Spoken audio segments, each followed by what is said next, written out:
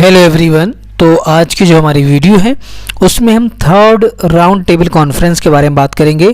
ये जो third round table conference थी ये आपकी लंदन में हुई थी 17 नवंबर 1932 से लेकर 24 दिसंबर 1932।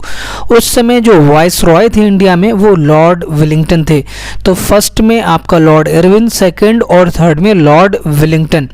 यहाँ पर जो पीएम हैं वो तीनों में एक ही है, रैमसे मैकडोनाल्ड, जो इंग्लैंड में प्राइम मिनिस्टर थे।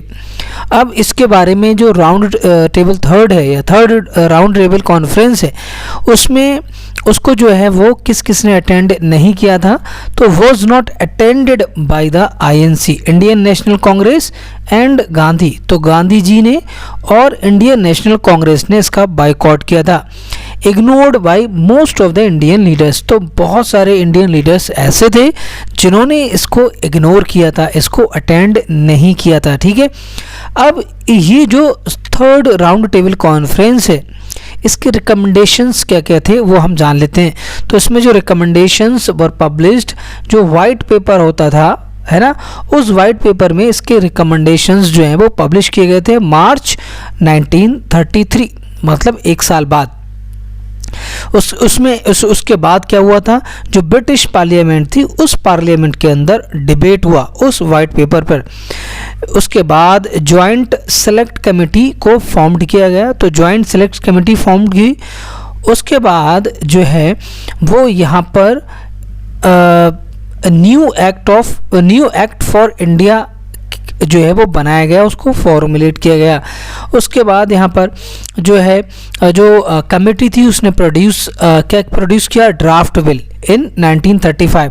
तो 1935 में जो कमेटी है उसने ड्राफ्ट बिल को प्रोड्यूस किया और यही जो ड्राफ्ट बिल है यही ड्राफ्ट बिल आगे चल के क्या बना, गवर्नमेंट ऑफ इंडिया एक्ट 1935। इन जुलाई 1935 में ये जो ड्राफ्ट है यही बाद में क्या बना, गवर्नमेंट ऑफ इंडिया एक्ट, जो बहुत ज़्यादा इम्पोर्टेंट था हमारे लिए। इससे रिलेटेड बहुत सारे हमारे कॉन्स्टिट्यूशन भी जो है वो इसी पर बेस्ड है और भी बहुत सारी चीज़ उसमें ऐड की गई।